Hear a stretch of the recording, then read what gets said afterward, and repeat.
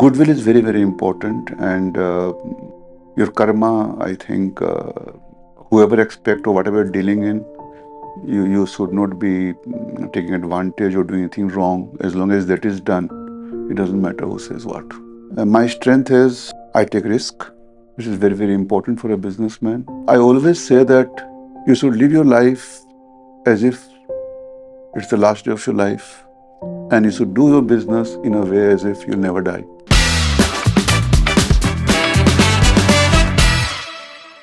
Hello and welcome to another episode of Unbox with Tunvey, a podcast where we try to understand human behavior and deep dive into the workings of the inner mind. And we do it through conversations with guests. Today, I have with me on the show a very special friend, entrepreneur, and someone with one of the sharpest brains I've ever met. Please help me welcome the MD and founder of Ferns and Petals, Mr. Vikaas Gutgutia.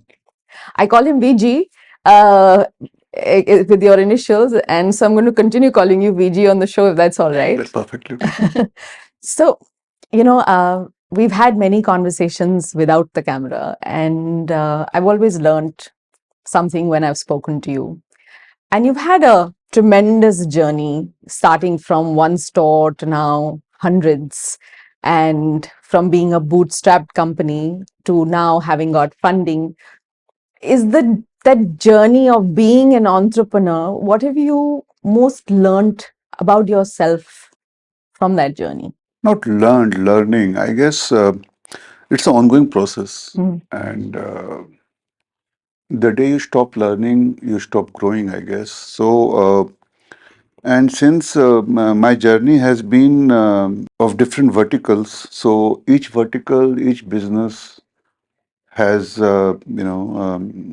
had different problems and issues and learnings.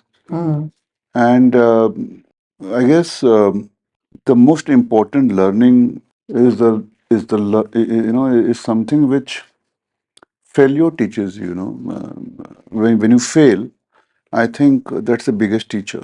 And if I look at my journey, out of 60 odd businesses I've tried in my life. Wow, 60. 60. I think I'm just currently maybe running 10, 11. So I failed more than I succeeded. And I think that's the reason why I say failing is very important. Yeah, Michael Jordan used to say, people count the number of baskets I've made. They don't know the number of ones that I didn't, and I lost the winning shot. When you started out, and I'm sure you've been asked this question many times, so that's not what I really want to delve into, how Ferns and Petals started, because that story is very well documented. But I do want to ask you, how sure were you?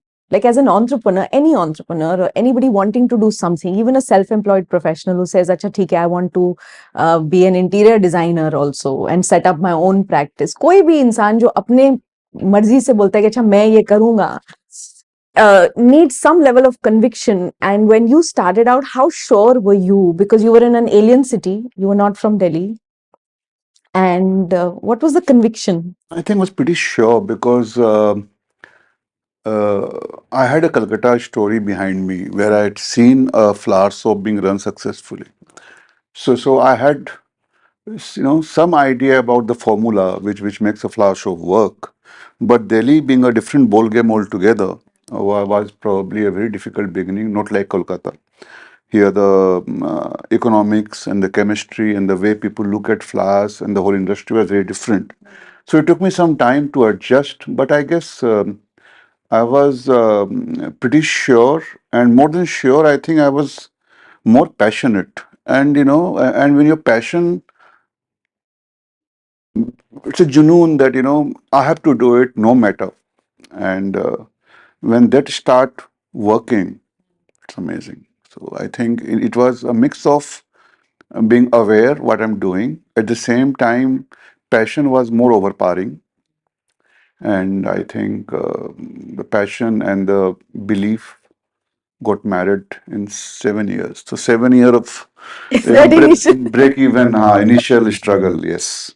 But 7 years is a long time to hold on to a belief and a story when, like you said, that, before you start making money, before you start seeing the results of your success. How did you manage the tough time? Do you still remember them, or? Does it seem Yeah, like a distant memory? I think it's like any other businessman. When you start something, you don't do well, then you struggle, then your quality suffers, and then there are financial problems. Then it starts disturbing you emotionally, personally. You feel that where am I? Am I at the right place, doing the right thing? You get into debts. So all those typical, symptoms of not being able to do a successful business, I've gone through. So when, but yes, um, one thing I can share with you, Tanvi, that I don't look at any other path in those 7 years. For me, that was either this way or that way. So Oh, I there was think no plan B. no plan B. I had to just be a florist, a brand, or I will probably get lost somewhere. So I never thought of any other business, any other ideas, or never even thought of, sometimes I felt like giving up, but no other business idea came to my mind. It was absolutely ये करना है. was very key, either this or nothing. Wow. That's amazing. And when you came to Delhi, you said that, the chemistry and the whole vibe of this city is very different from Calcutta. And I know that you went through a period where you made enemies and people started disliking you because you came and disrupted the floral industry at that point. How do you deal with not being liked? I think it's a great motivator. Yeah. It's a great motivator, and it energizes you. It gives you strength to kind of reply to them. Not reply in terms of words, but reply in terms of Your results. being able to achieve what you are meant to achieve, and gradually things start falling in place.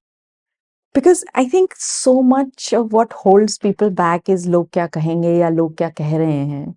Do you still let that bother you? Because now, you're an established, successful brand, business person, entrepreneur, and you still continue to innovate and start businesses. And when some of them don't do well, do you still feel that the spotlight is on you? And how do you deal with I think failure at this stage? I think initially when I was pretty new and I had succeeded in Ferns and Petals, I failed in couple of other adventures.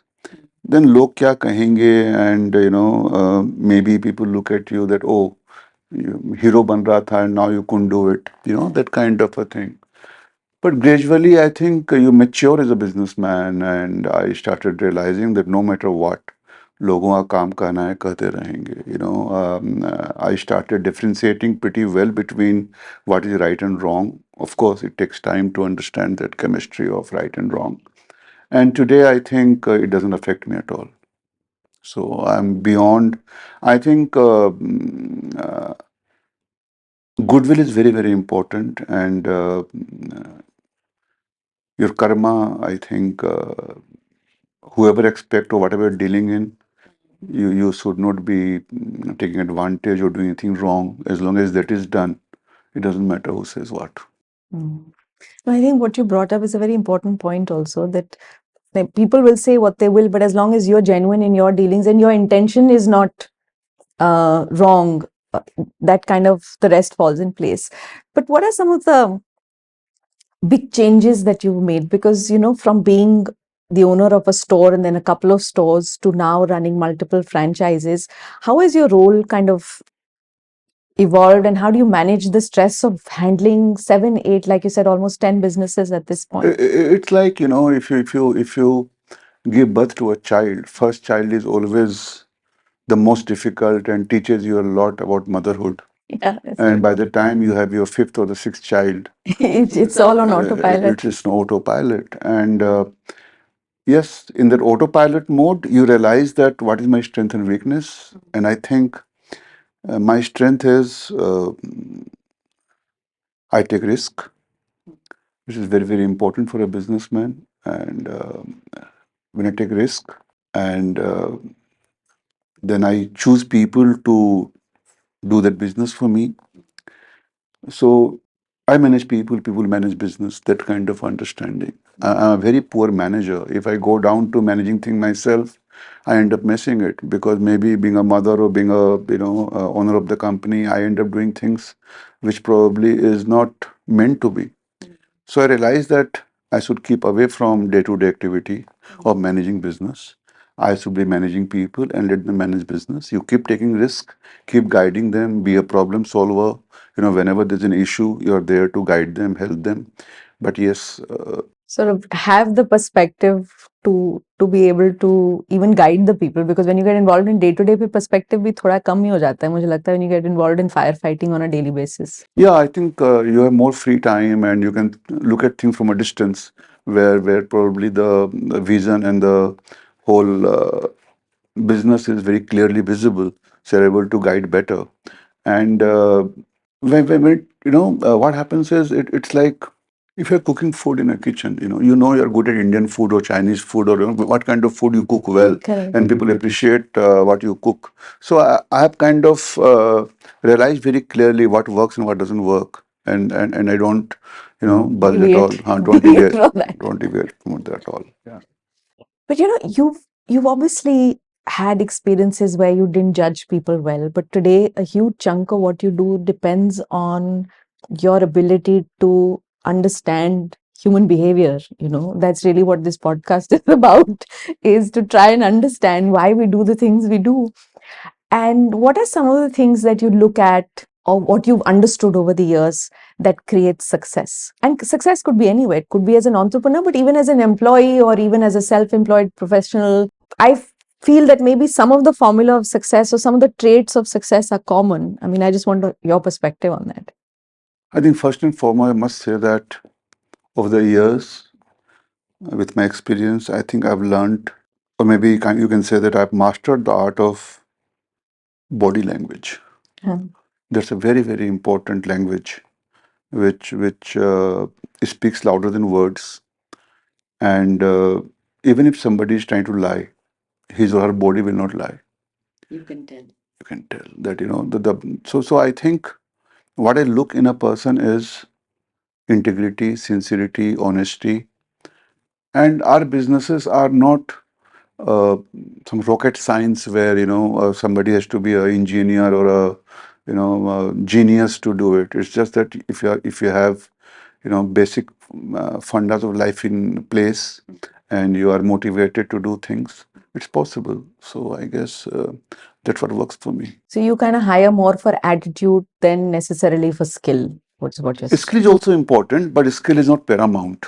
Skill can be If learned. somebody's body language or somebody's behavior is not up to the mark, even if he's the most skilled person, I'll probably see it's easier to guide and help a person who probably lacks 20%, but somebody who is 110% and is beyond guiding and talking, you know what I mean. Correct.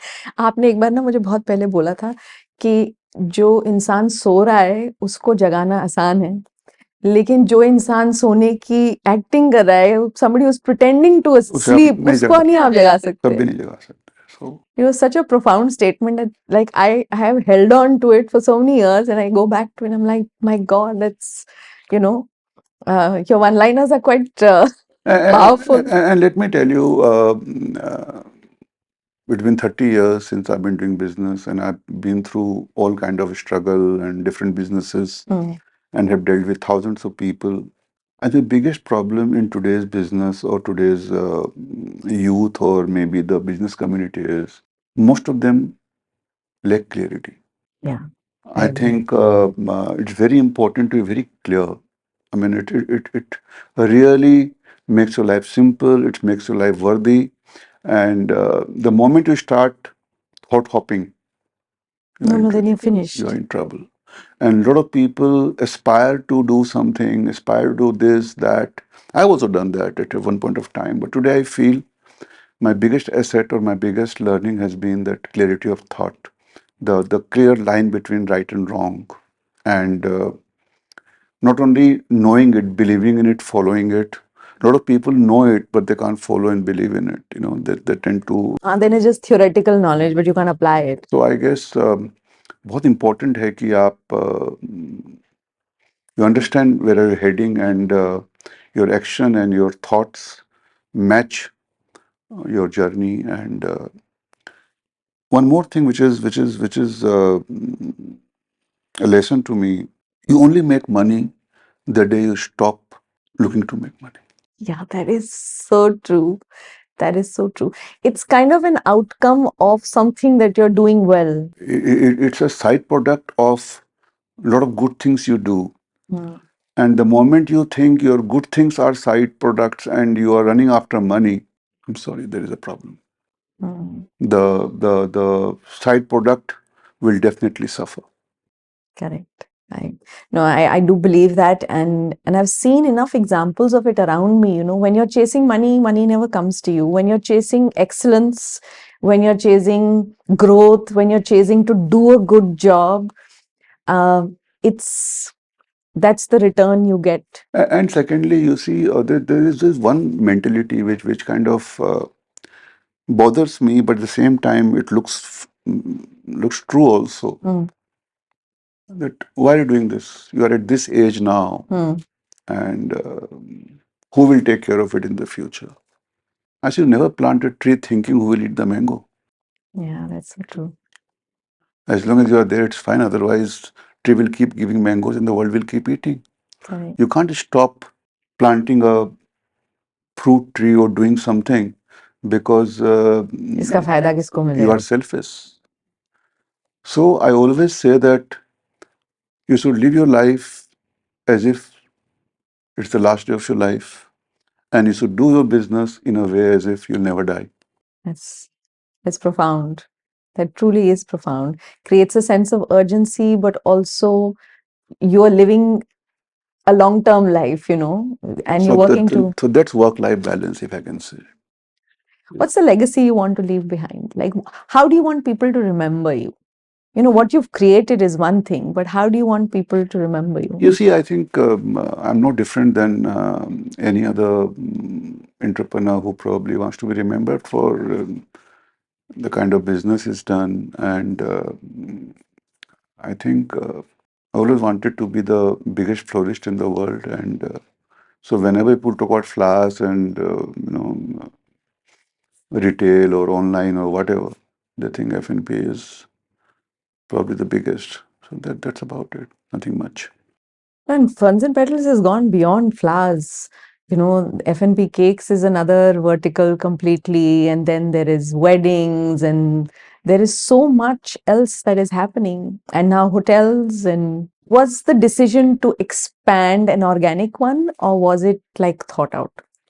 No, I've been through various stages in my life, and I think I realized at one point, almost 10, 12 years back, Mm. when I, sat back and was trying to, seek in what's next, अब कैसे चलना है, क्या करना है. So I think what I learned is I must stick to my core strength, and my core strength has been flowers, gifting, and weddings.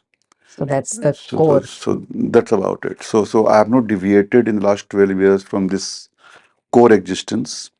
And then there was this inclination that, it's a startup era, so I must do something, by having a startup. So I started Last Journey, which is not part of the wedding and the gifting thing. And Last Journey has been just 3 years now, 3.5 years, and I think it's going to be one of the biggest verticals in coming times. It's so promising and so noble, and again, it's before time.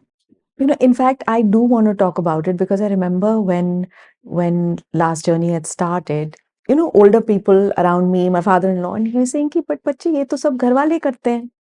And I said, पापा आपके generation में घर वाले करते हैं because किसी को you know somebody knows कोई पंडित को जानता है कि कोई किसी को जानता है रिश्तेदार इकट्ठे हो जाते हैं. I said with our generation we don't even know the rituals. Half of us are not clear. So many kids are living in different parts of the world and they land into a city where they don't know anything. They don't know who to pick up the phone and call. And for this coming generation, this is the only way. You do need the support and the help because you're grieving. And at that point, to manage the logistics without support is very difficult. And let me tell you, Tanvi, since I've been doing this business now for a while, that is just 5% of what we do. Yeah. This industry has so much more. You won't believe people in old age homes, they pre-book their cremation because they want to be, dealt in a certain manner once they're no more. Yeah, respectfully. Yeah, true. Respectfully, maybe they have certain this thing that, यहाँ होना चाहिए, ऐसा होना चाहिए, वैसा होना चाहिए. Then you have people, India is a country of medical tourism. People die here and they have to be sent back to their country. And yeah, that is an There entire are logistics. lot of a company like Zomato. Now they've got 5 lakh delivery partners. They deliver so much every day and so many accidents. Now they want to ensure that if there is any mishap, companies taking care of. So if I keep on telling you all this, this is endless. This is something which is.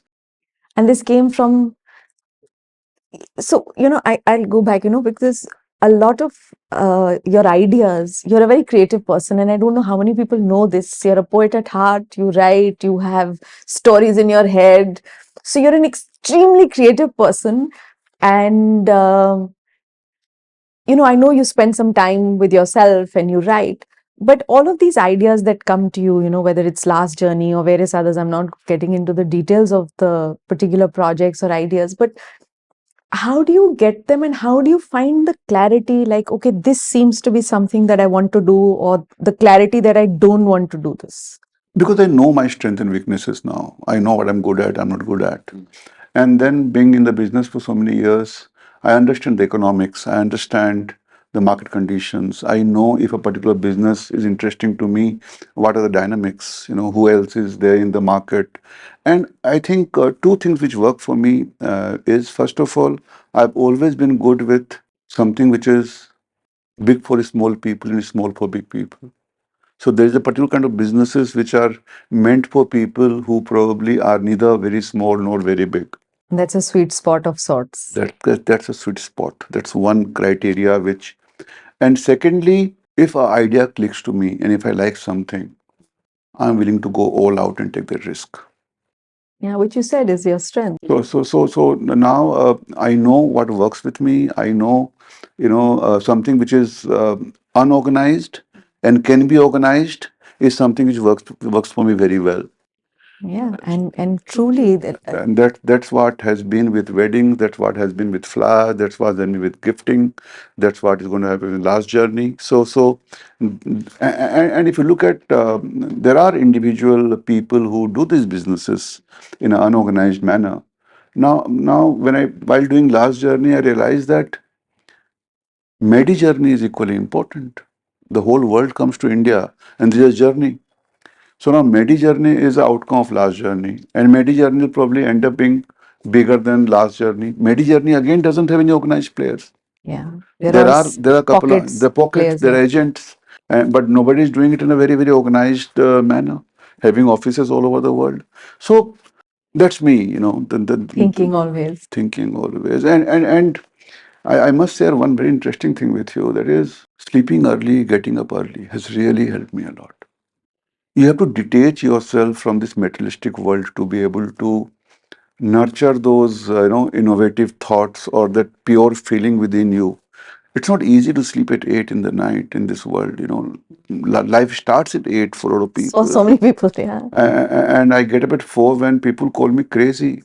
But I think a lot of my business decisions and my thoughts have become much clearer since I started doing that. So people say कि सुबह उठना अच्छी बात होती है, early to bed, early to rise. I'm a true example of that thought. कि yes, early to bed, early to rise works. And the morning quiet time, it's almost like you're getting messages. Yeah. From the universe बोलो, भगवान बोलो, आपकी अपनी inner voice बोलो. If I have an issue today and if I'll spend 3 hours this afternoon trying to solve that issue, talking to many people, trying to resolve it in my mind, I'll probably not be able to solve it. And next morning when I get up and spend 10 minutes, it starts falling in place. It's magic. Which is why you sleep at 8, because there's magic at 4 in the Yeah, morning. because I cannot sacrifice those 3 hours of the morning for anything in the evening. But isn't it difficult to not be part of family functions and social gatherings, because there are obligations? Then we see it's very important to define a line. There is no rule book which says what is right, what is wrong. There are people who go out 7 days a week. There are people who go once in a week. There are people who don't go at all. I have a very clear this thing that I have a family and friend, which is family, of course, is at most, and few friends. As long as it's that particular circle and their own function or something, I'll definitely go.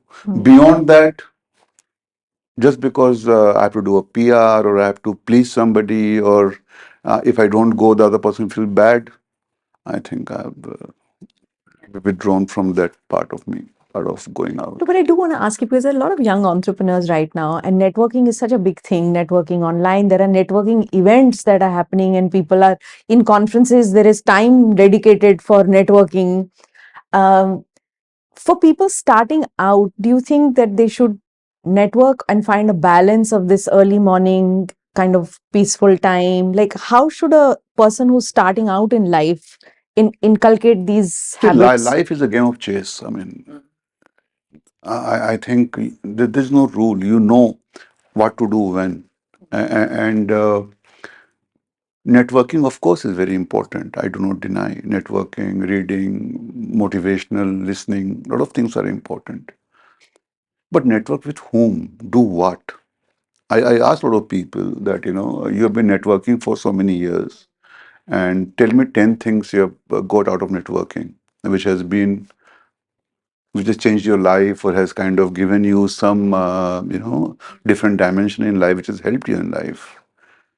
And I don't think, barring few, exceptions, which are always there are many examples. So you're saying that even if you're networking, do it as a conscious thought and a conscious effort, and not just because it's the done thing. Ki, "Acha, chalo ji, sab, we are networking," but what is the outcome that you're going Just you want to be seen around and want to get clicked, and you want to have some laugh and conversation. That's fine. But then be clear about that. Let me be clear about it. Are you going there for business? It's a business requirement, or are you going there to Enjoy or have fun. Or enjoy or maybe meet people? That's fine. what's the one thing that you would tell your 20-year-old self?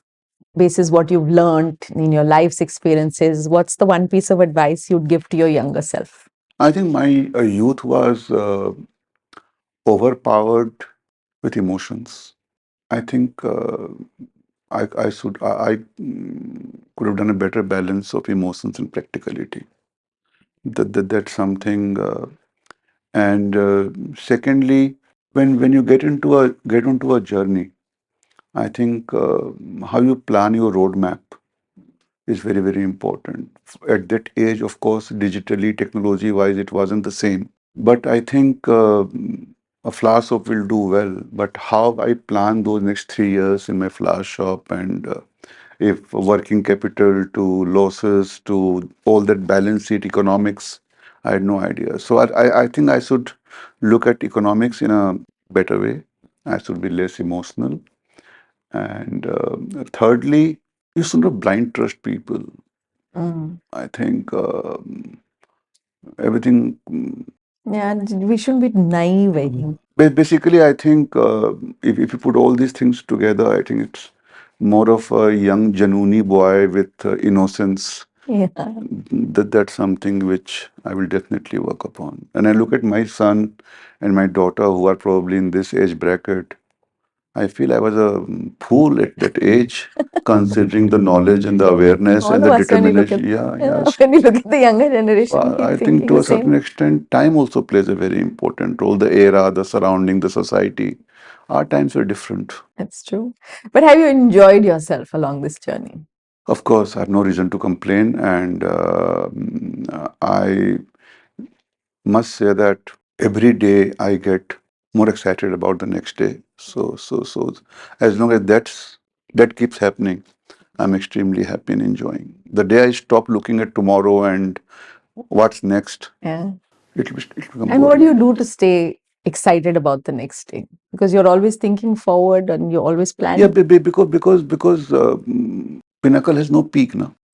That's true.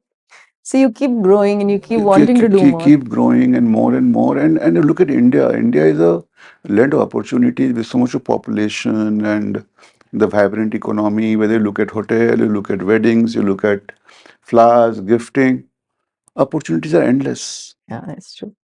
So Just last question, if you had to give advice to someone starting out in business today, from a mindset point of view or from an attitude point of view, what would be some of the advice that you would give them before they start out? You'd mentioned passion was very important at the beginning of our conversation. Passion is important, and you should also look at the economics of that business. That's very, very important. So don't let emotion take over and just say, "अरे ये मेरा idea है तो बहुत ही अच्छा होगा." And I think you should do good amount of market research कि भाई मैं जो करना चाहता हूँ उसकी हकीकत क्या है दुनिया में. So you should be aware of the market. You should know that if you are getting into it, how will you manage the finances. Thirdly, it should not be a blind decision considering you are passionate about it. So there has to be a method to the madness. And fourthly, I think we should also look at whatever your idea is, how will it sustain the passage of time? Today it sounds exciting. Will it be relevant 3 years down the line? If it's a tech, it's changing very fast. That's true. The certain things, if you open a cafe, people will keep eating outside. So depending on the kind of business you want to get into, you should also look at the lifespan of the business and the future ahead. Yeah, so don't just fall in love with your idea because it's your idea. Look around, मतलब थोड़ा आसपास देख के और खुले आंखों से समझ खुले आंखों से करना चाहिए. और मैंने बहुत जगह देखा है, और that's my personal observation that I've seen a lot of startups saying, we are co-founders. I've never, I've seen the ultimate result of those co-founding startups. You can't have two mother to a child. So founder has to be one. Somebody who believes in your thought comes along. Yeah, correct. Just to please somebody, you give him a co-founder, this thing, that's fine. But I think idea and the initial thought start from an individual. Yeah, but no, I do agree so much with that, because when you don't have clarity at the top, like one person can make a mistake, change it, but if it's two people, they will have divergent views.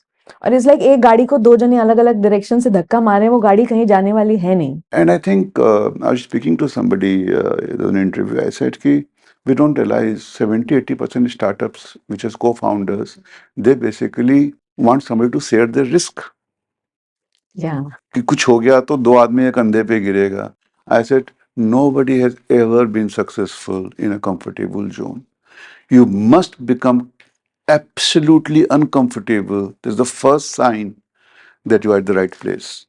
I think nothing happens in your comfort zone anyway. Success cannot be created in your comfort zone until saying this risk is comfortable for me. Chances are that And any opportunity which is uncomfortable is the one where the money is. Comfort तो सब लोग कर रहे हैं. People don't dare to do things. That's true. Are the things where that need to be done. Mullahs are. Yeah, correct. It's true. I fully buy your point. And on that note, I really want to thank you for taking time out. I know you have a very, very busy day, but thank you so much for calling me. It's lovely talking to you. It was a pleasure to chat with you again after quite some gap, but thank you so much. That's it on this episode of Unbox with Tunvey, and we'll catch you again on another episode soon.